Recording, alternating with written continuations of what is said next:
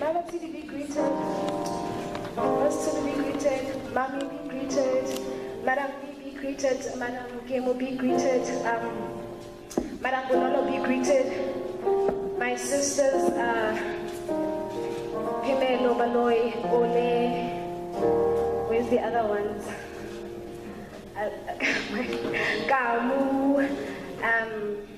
My best friend, all the way from Joburg, she's here. I love you, woman of God. You are special to me.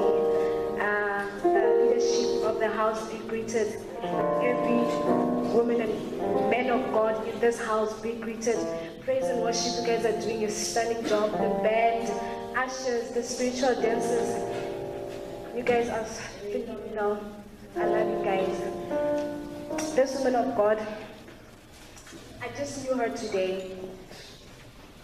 I was watching her on YouTube, and I personally knew her today. And she said everything that I always wanted to say.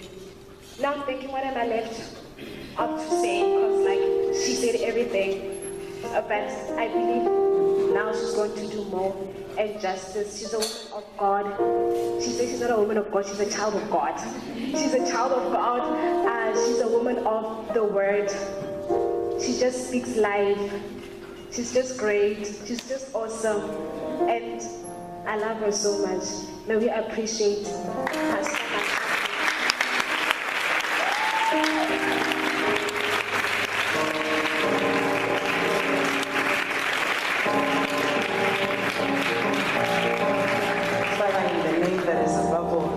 The name of Jesus, we give you the praise, the glory, the honor. There is none like unto you. Ulimwaka, you are God. Without us, you don't need us to be God.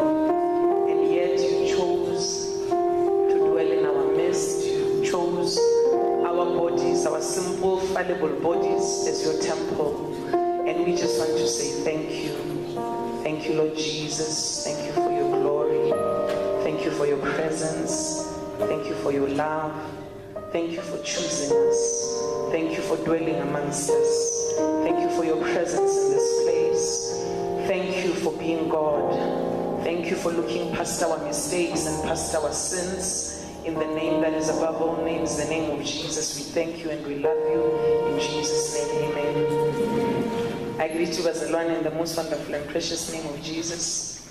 You may be seated.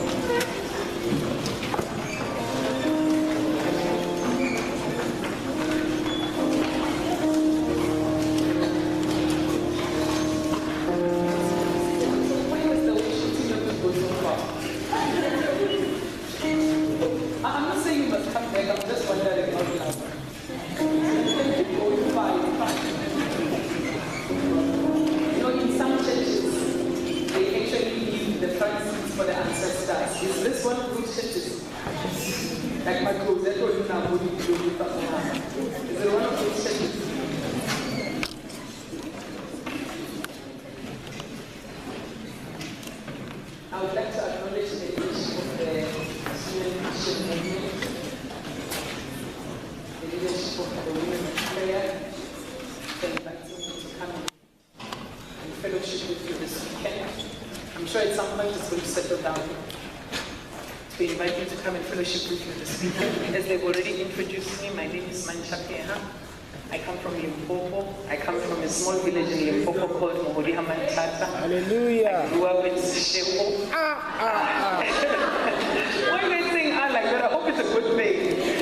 I grew up in Sesheko. I studied at Wits. I was in an organization pretty much like this. But we never looked this good. Hey, when I was a student, we were just poor, broke students. I can't even imagine how you guys keep your hair looking like this. Your clothes, I had like 2 jeans when I was a student. 2 jeans for a whole lot of years that I spent at Wits. So you guys look lovely. Did you see them? The ladies in front, like with their dresses, DGL at this side, with a little gold belt, like they're happening. But for me, Lord, this dresses. I don't know if the Spirit of the Lord led them or they actually bought the dresses together. But you ladies look lovely. The worship team looks beautiful in white.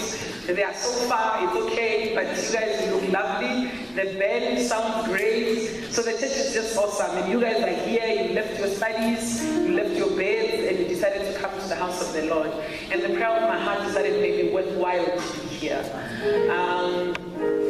I wanted to talk about prayer. And in everything that we're talking about, we will be talking about prayer. But for the next 2 days, I want you to understand that you are called. Because when you understand that you are called, the way you walk is different. The way you live your life is different. You understand. You know, most of the times when I visit places, you know, I would see generally women, maybe because I'm a woman, generally women that look down on themselves, that think they won't amount to much. And there's a phrase that for the past probably 10 years or so, God would just lay in my heart. And that phrase goes something like, if you are an extraordinary girl, you can't live an ordinary life. Going clubbing, it's not a sin. You know, you'll never find a verse in the Bible that says, thou shalt not go clubbing. It's not there. You can check all you want. The entire Bible, I've gone through there. You will not find it. Going clubbing, going partying, there's nothing wrong with it. But when you're an extraordinary boy, or when you're an extraordinary girl, and maybe boy and girl seems like I'm belittling you. But when you're an extraordinary man, and you're an extraordinary woman, you know, you can't go clubbing. You can't be able to ever get down. I don't know what to do now. Look at me, I'm slaying all the way to the devil's den. You can't, because you know that, you know what I'm carrying is special. What I'm carrying is extraordinary. You know, some of you may have been pregnant before, but even if you've never been pregnant, you've observed pregnant women. So you'd find this wild girl becoming pregnant. She used to be wild, goes partying all the time, drinks anything, eats anything, goes. But as soon as she knows that she's carrying precious cargo, the way she walks is different. What she doesn't just eat anything.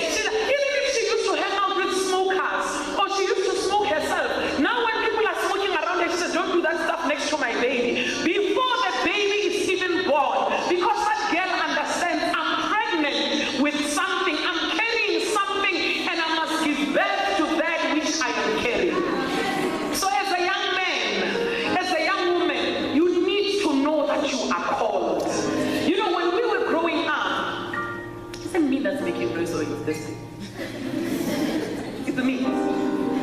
Let me try and sound sophisticated, because I'm speaking to educated people here, but you will also now ask. So when we were growing up, and when I say growing up, I mean when I was around your age, because I'm probably 20 years your senior or something like that, because I'm turning 38 this year. So when we were growing up, we used to think the only people that are called are those who are sitting in the church. We understood that the preachers were called.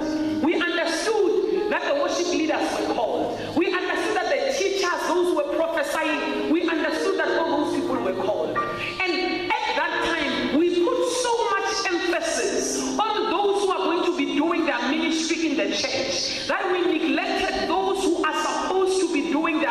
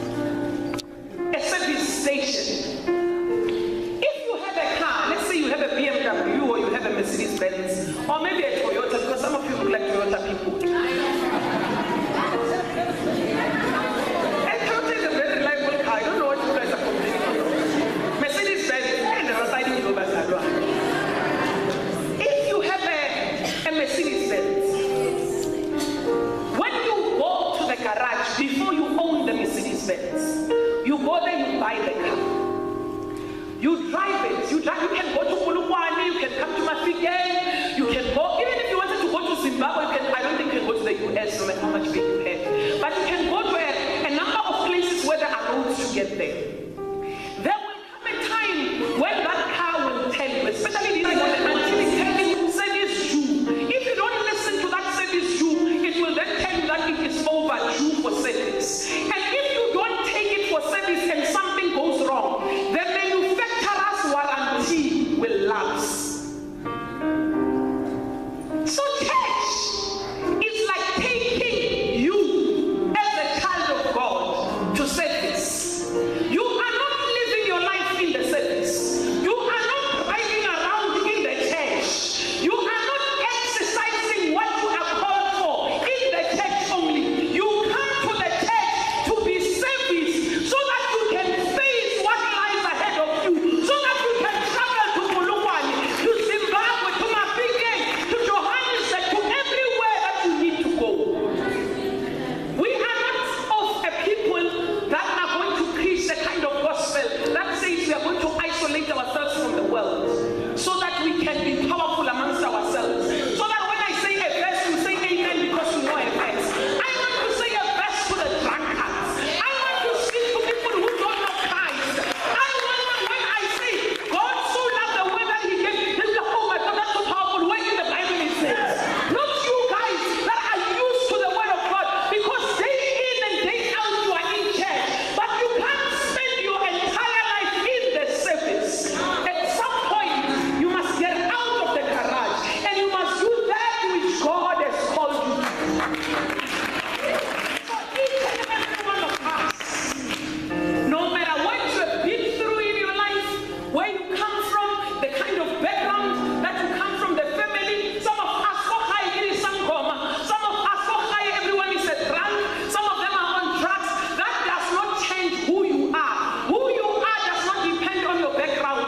Who you are has everything to do with God and what he sees when he looks at you. The Bible says in Genesis 1:26, it says God said, let us create man in our image, according to our likeness. And then he says, male and female he created them.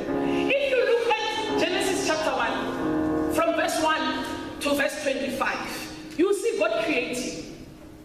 God arrives in this situation, he finds the deer maker, the moon is there, the sun is there, the water is everywhere. Like, when he gets there, he doesn't say, what am I going to do now? What everything is deer maker? Why are the stars here? When God arrives on that scene, immediately he says, let there be light. That's what he does. And for the next 6 days, that's what God does. He realizes I need animals, he says, let there be. He realizes I need fish, he says, let there be. So we don't know God in any other way. From Genesis 1:3 to 1:25, we don't know God any other way, except that when God wants something, he says, let there be. And if you observe every single one of those verses, when God says, let there be, there is no war, there is no fighting. He says, let there be. And as soon as he says, let there be, whatever he says becomes. So we don't know God as a man of war. We don't know God as a loving father. We don't know any other character trait of God, except that when God wants to see something manifest, he says it with his mouth, and him saying it with his mouth will ensure without a doubt. There's no way they said, no, God said there must be animals. No, actually, I wasn't any man. Then it was the plants that came and God made a correction. No.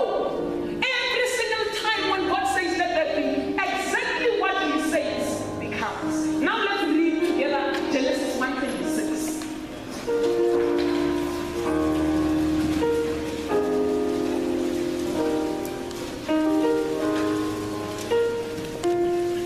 Then God said,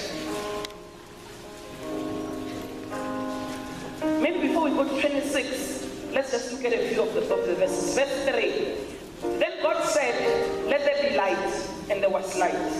Verse 5. Then God said, let there be a firmament in the midst of the waters, and let it divide the waters from the waters. Thus God made the firmament and divided the waters which were under the firmament from the waters which were above the firmament. And it was so.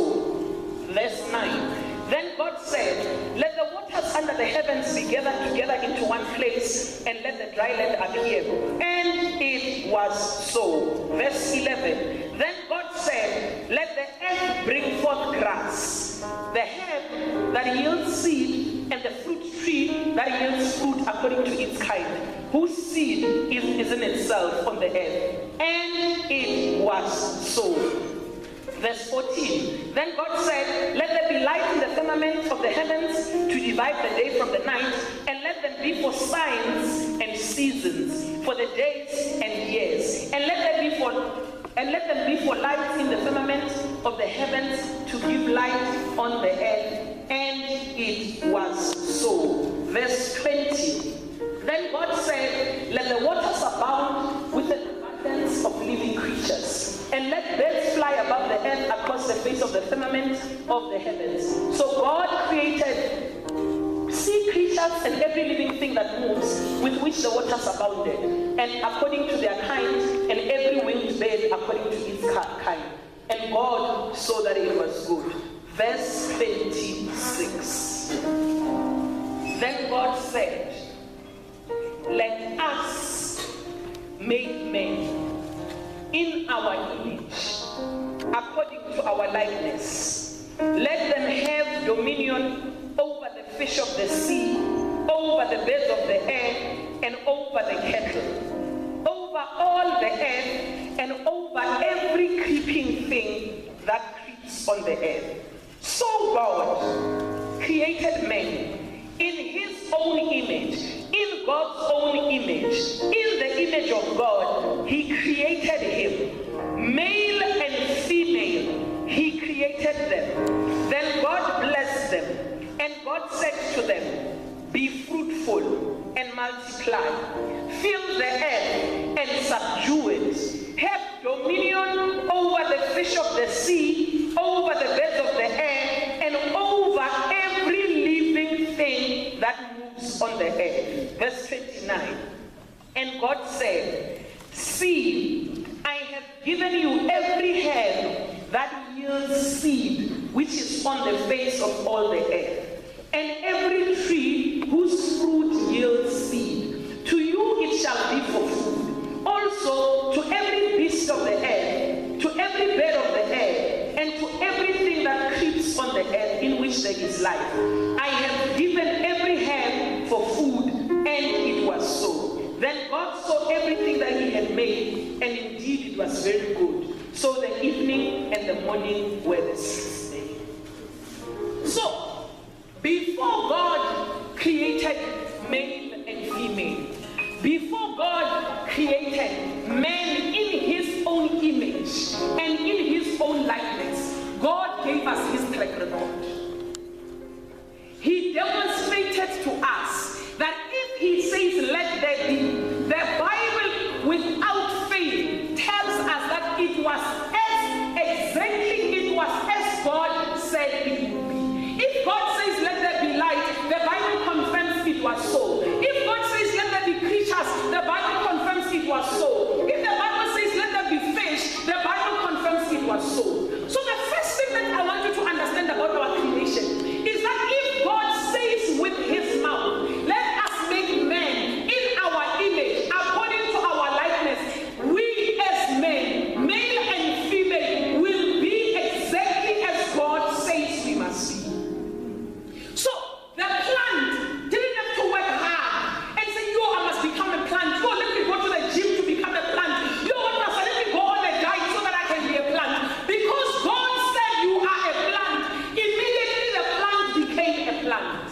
So sometimes as human beings, we are working so hard to become that which we already are, but we don't know that we are there already. So you are working so hard to become like God. You don't have to work hard to become like God, because you were created in his image and in his likeness.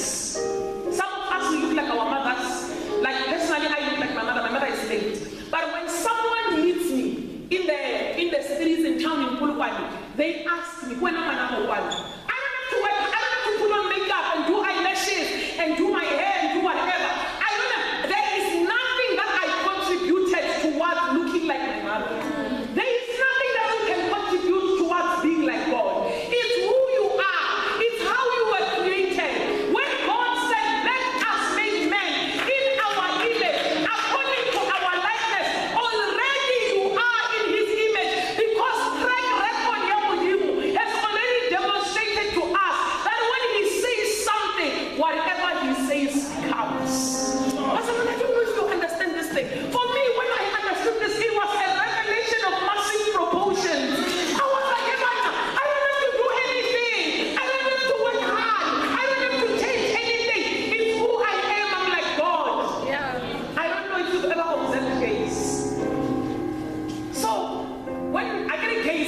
about confused.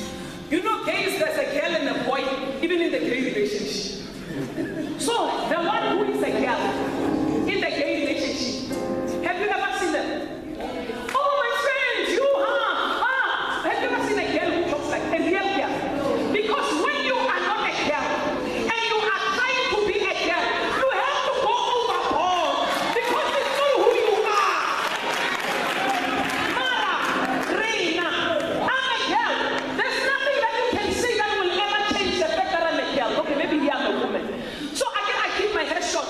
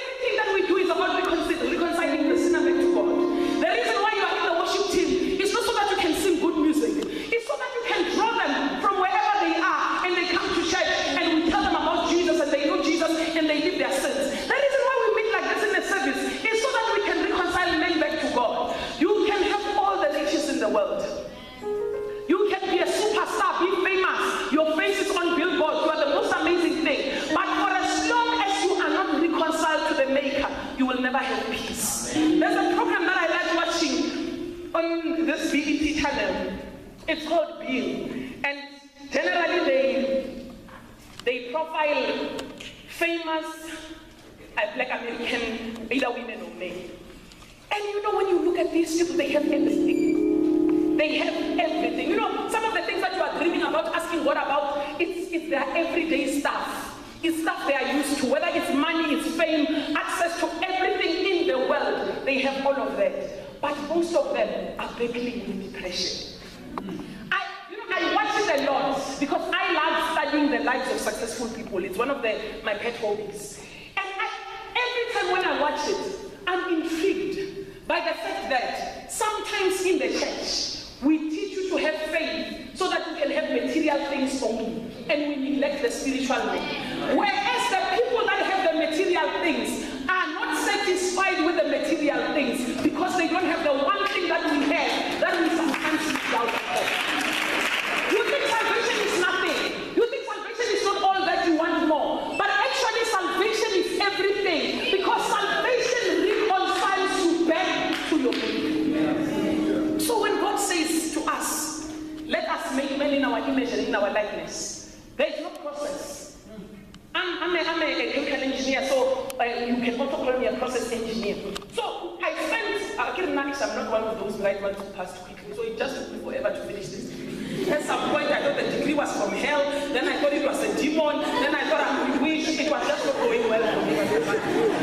But I thank God that ultimately I passed. And I only passed by grace. Actually, my own interpretation is that the lecturer just said, guys, I don't know move on. Otherwise it's going to happen. And that, fortunately, I did come out of this with a degree, but it was a very difficult time. I wish I could tell you that because I was getting A's. Put an A on the side when I have first year. After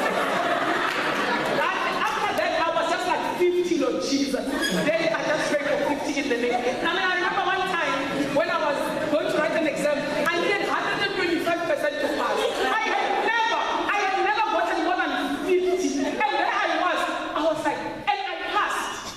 So when one of the girls saw our names, you know, if you fail too much, I don't know if you guys also have the same, if you guys also have the same system where your student number starts with the year that you entered. So I had entered vets in 1995. So it was very easy to see which one was my student number. You didn't have to know my age. Because you see that, no, this is the only girl who's been failing. I should 95. Yeah. So this other girl, she goes to the notice board. I don't put names on the notice board. I don't know about you guys. So she sees that, she sees 9500, 765M. Huh? Pass. She calls me. Hey, Mata, you passed PRME. I said, I passed when I got 50. I said, no, Mata, that was not possible. You need 125%. I said, I also don't know. You know, if I knew better at that time, I would have said, Inishu Maya Chile.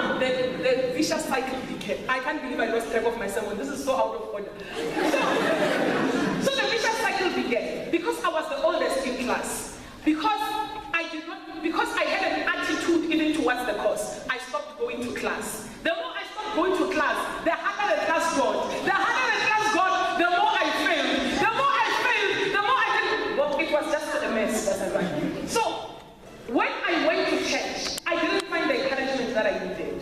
I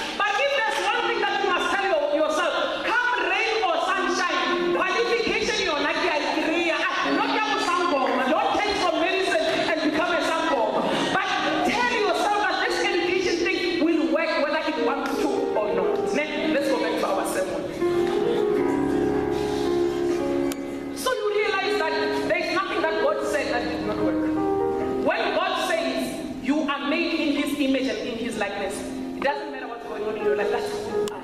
When God says, let the moon come at night, you know what, I'm defying God. I'm coming out during the day. No, the moon will come out at night because from the time of creation, God set the order in place. God does not have to come back into your life and say, I declare that you are made in my image and my likeness. God declared it at creation. And that word that he spoke at creation is still at work in our lives today. So the second thing, this is what I was thinking about before I disturbed my own self. The second thing that I want to talk about is the fact that there is no process when it comes to God. There is no process of becoming like the image of God. There is no process of becoming like the likeness of God. When God says it, as soon as God says it, you are in the image and likeness of God. Because of the fall of man, we lost our identity. But as soon as we accept Jesus as the Lord and Savior of our lives, the day that you speak with your mouth and you say, I accept Jesus, and you are born again, on that day, you are immediately restored back to being in the image and likeness of God. I want you to see this. If you are a smoker, some people, when they smoke and they get born again, they get delivered immediately and they stop smoking. But for most people, stopping to smoke is a process. So even after you are born again, you are still struggling with smoking. It does not mean you are no longer born again. It just means it's a habit that you have in your life that you need to get away from.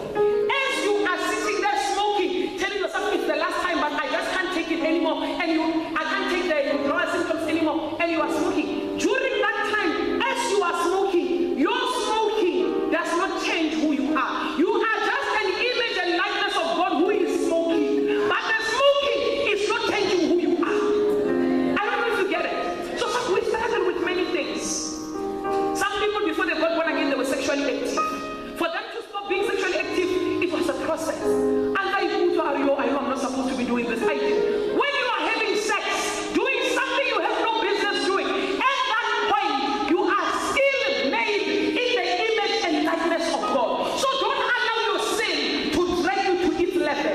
Allow the knowledge of who you are to drag you higher to the level where you are with God. So again, when you do get salvation, so we get saved. Jesus saves us again. So some people were saved at church, some people had an experience alone, however way that all of you got saved. The first thing that God does with you is fellowship with you. Why is it important for God to fellowship with you? So we always read these emails and tell each other these stories of the chicken and the eagle. That there was an eagle's egg by some miracle, the eagle's egg landed in the chicken's nest. And the mother chicken and the hen chilled on top of all the eggs, including the eagle egg. And when they hatched, the eagle also hatched. The eagle looked different from all the other eggs.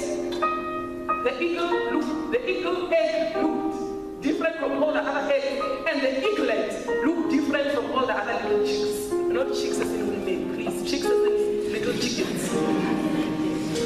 So,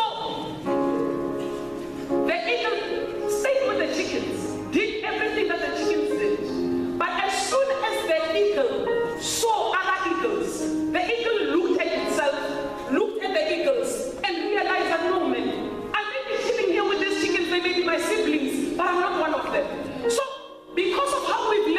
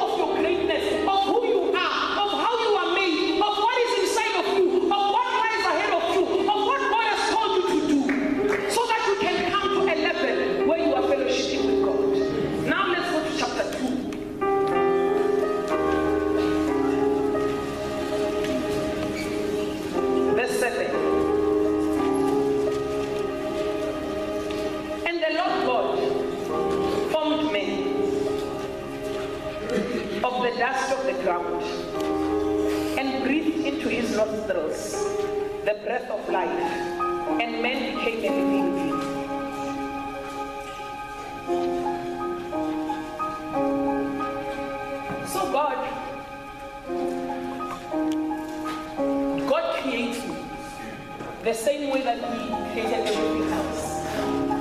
But the difference is, with everything else that He was creating, He was speaking to that thing. When He creates you, He speaks.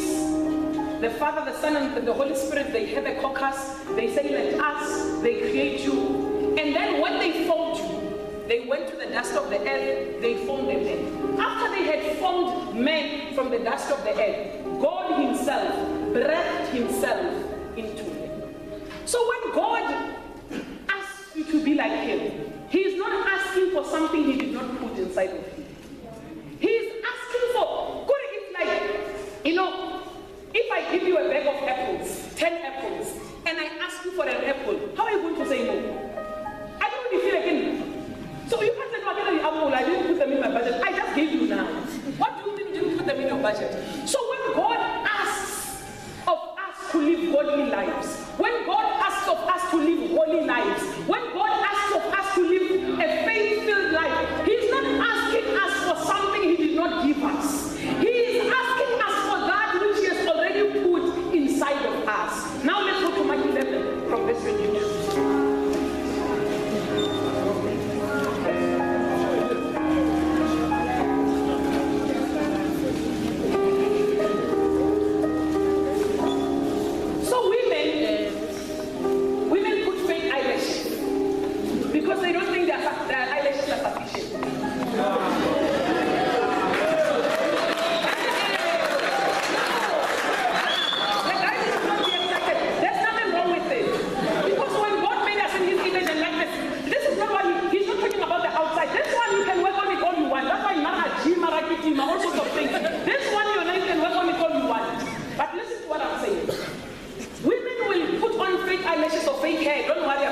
Sometimes back in the day when I used to have money, I was putting fake hair. Now it's budget hair. So they would put fake hair because their hair is not sufficient. So because of how we treat the external man, sometimes we want to extend the same treatment to the spirit man. The spirit man is sufficient. The spirit man does not need fake eyelashes, does not need glasses. The spirit man does not even need clothes. It's this man, this flesh, that needs additional things. So because of our relationship with the flesh, we want to extend the same relationship to the spirit man. So when God says something about you now, it happens immediately. So when God calls you, you don't know the Bible.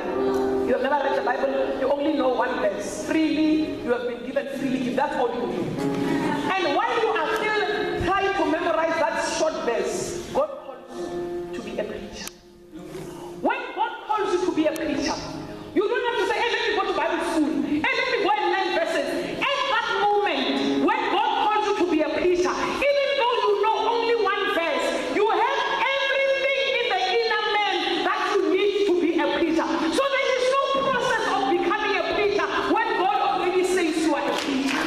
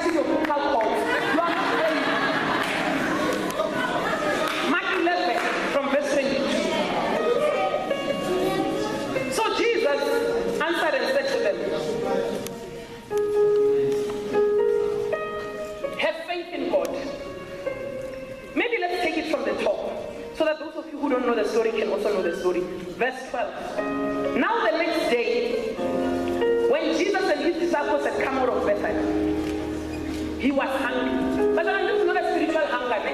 This is like the real hunger that you feel in your stomach. Ne? Jesus was hungry. And seeing from afar a fig tree having leaves, he went to see if perhaps he would find something on it. This is Jesus, ne, guys. This is not your prophet, this is not your man of God or your woman of God. This is Jesus. So Jesus could not even prophesy whether the fig tree had figs or not. He had to go closer to see it.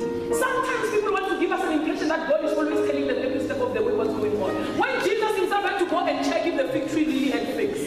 So don't fall into some trap where every time when you need to make a move in your life, you are like, God, speak to me. But that's why you have eyes. Go and check. If the person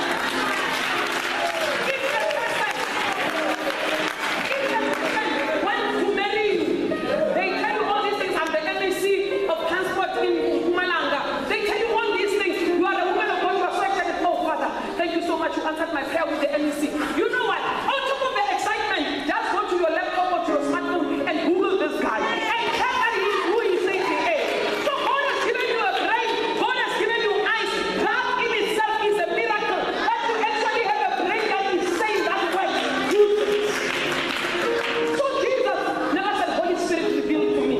Are the figs there in the name of Jesus? What's going on there? Just speak to me, Lord. I don't want to go any closer. Just tell me. No. The Bible says he was hungry. He saw it from far. He had to go closer to see if there were figs. So don't worry that you are a logical person. Don't worry that you are a thinker. Don't worry that you ask difficult questions that sometimes as pastors we don't want to answer. Actually, if that's who you are, if you are an analytical person and you are an analytical thinker, that is your miracle. That is the brain that God has given you. And don't allow anyone to say you don't question things, you are not spiritual. The reason why they are saying that is because they are afraid of your questions. Marana, don't ask me hard questions. I don't do well with hard questions. When he came to the tree, he found nothing but leaves. So from far, Jesus actually thought there were figs. You know how sometimes you think something is a certain way, and when you get there, you are disappointed. You find, well, you know what? There's nothing I can do. When I hear, I can't go on, but I know. So from far, when you looked at her, you were like, sure, this is the woman of my dreams. But as you come closer, you realize there are no figs here.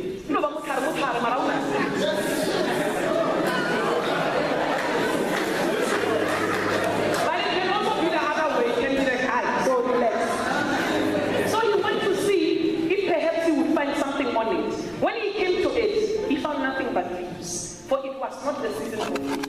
I mean, this is why I have an issue with Jesus tonight. If it's not the season for figs, why does Jesus think he can find a fig? Because in my house, we used to have a fish tree. We knew, no matter how much faith you have in July, you won't find a peach there. It's not the season for the peach. So, Jesus, obviously, he grew up here. He knew that it was not the season for the figs, but he still had an expectation. And I hope you can pick something up from here. You know how they say the economy is bad? How they say there are no jobs? I'm not trying to find 6 jobs. I just want one. Just one for me. Whether the economy is bad or whatever the situation is, no, you guys can do that. It's not the best time to start a business. I'm not trying to start 11 business, just one. So that I can be profitable, so that I can buy the things I want, go and do ministry wherever I want. So sometimes we allow the seasons of this world to dictate to us, the spiritual people, how we must run our lives. Now you are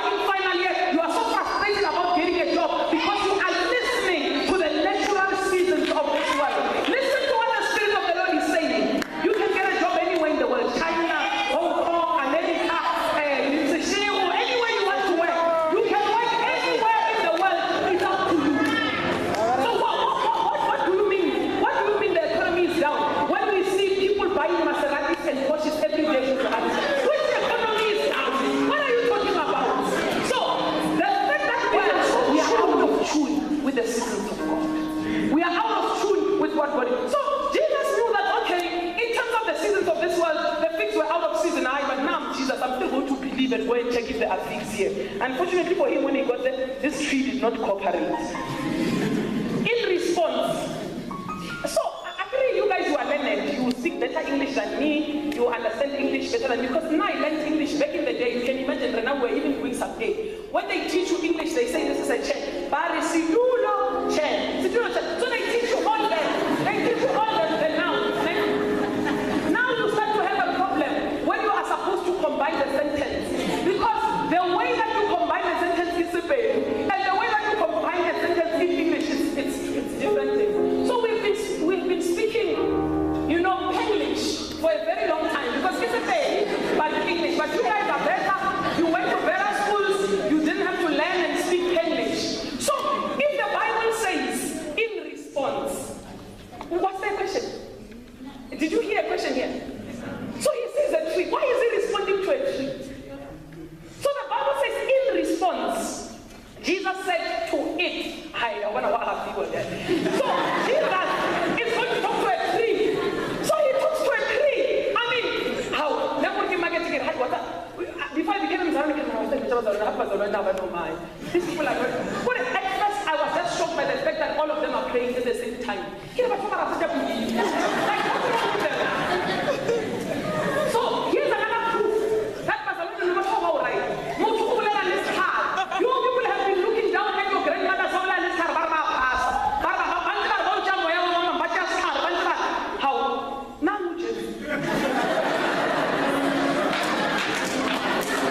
it's not me, guys, it's the Bible. In response, Jesus said to it, let no one eat fruit from you ever again. And his disciples heard it. You know, Bazalon, one of the things that will change your life is learning how to speak to things. Not about them, but to them. You must work hard. Be careful so that unbelievers don't hear you because you may end up in a mental institution. Speak to things. If the course is difficult, don't talk about the course. Don't tell it, man. You are going to align. Man, you are going to submit under the will of God. You are going to submit under my authority. I have been given all authority over everything, including you, calculus. You don't have a choice but to submit under me. The authority was not given to you. The authority was given to me. If you don't have money like me, now, okay, the other thing that I did not tell you is that I got fired last December. So I used to work for a friend, and it's a long story, but at the end of the day, the friend works with his wife. So I'm a friend to the guy who used to work with somewhere else. He had hired me when I was chief director in Limpopo and asked me to come and work for his company. I was actually refusing to come and work for his company, but his wife managed to convince me to come and work. And the main reason why I was refusing is because, not in a bad way, but I know wives. And if you're the husband's friend, you better be careful. So unfortunately, I did not listen to my spirit, I did not listen to my heart. I went and I took the job. And ultimately, this woman tried for months to get rid of me and ultimately got rid of me. So I got fired. So, obviously, I used to earn a lot of money. I'm not bragging, I'm a graduate just like you guys. When you guys have been working for 15 years, you will make a lot of money. It's just what it is. So, I'm using to getting this big salary, and all of a sudden and they made sure when they fire me on the day that everyone is receiving their letters for bonuses. So I didn't receive my bonus. On top of that, I only received half of my salary in December. So at first, you are so embarrassed. Being fired is very embarrassing. I hope it never happens to you. I know I'm so embarrassed. Then after some time, I remember, my source is Jesus. This job was just a vehicle to bring money into my life. So I'm not going to cry over a job because Auntie Jesus did not vacate his chair as my provider. So the fact that these guys are no longer the vehicle that Jesus is using does not mean Jesus will not find another vehicle to bless my life. So I realized that no man, woman at this bank account, it must start aligning to where God wants me to go. You know this, all these things. I remember one of the girls that I used to work for actually called me and asked me, so much, what are you driving? And I said, I still drive my car. I said, oh, you still drive your car? I said, yes, I still drive my car. I said, oh, where do you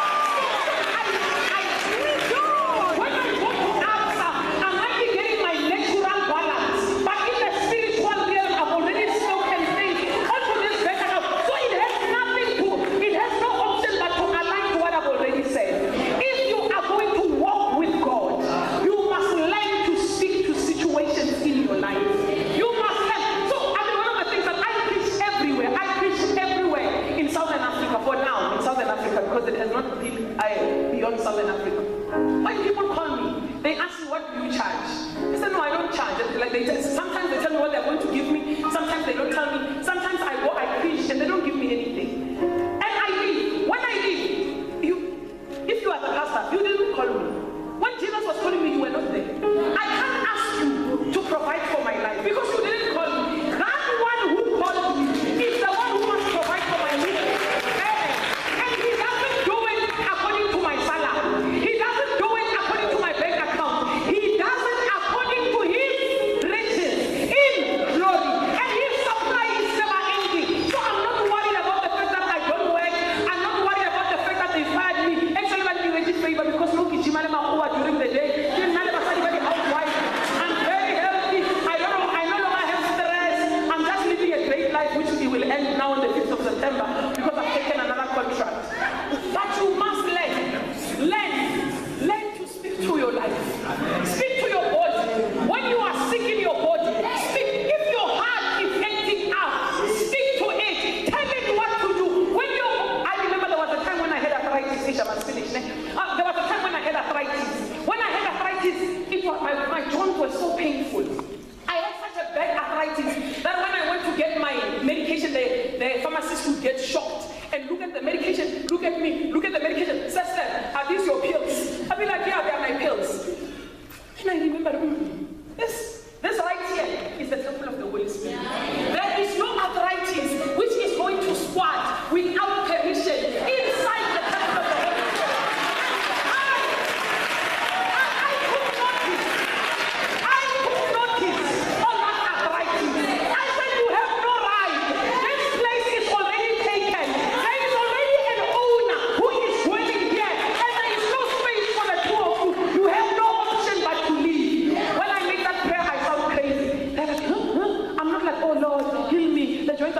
I'm like, you are living in them. Even when I was taking my medication, I used to take it and say, bless the Lord, oh my soul, and forget not all his benefits. Who forgives all my sins and heals all my diseases. But arthritis, you are part of all. Who heals arthritis in the name of Jesus? By his stripes, I was healed. This arthritis has no place to be in the body of a person who was healed. Not who is going to be healed, who is already healed. So you have no choice, arthritis, but to leave my body in the name of Jesus. Teach yourself to speak to the situations that you are facing. No, you don't have to go to an altar call and raise your hands. When you are in your house, when you are in your room, when you are in your portion of the cuckoo, speak to whatever it is that you are facing. Don't wait for someone else to come and do it for you. You have been given all authority.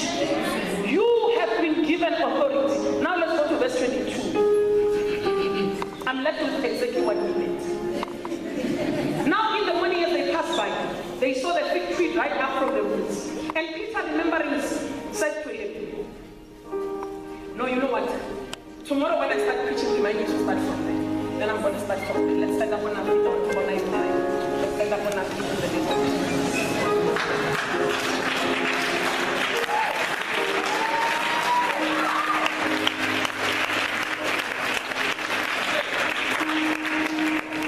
Father, in the name of Jesus, let's just raise our hands and worship him.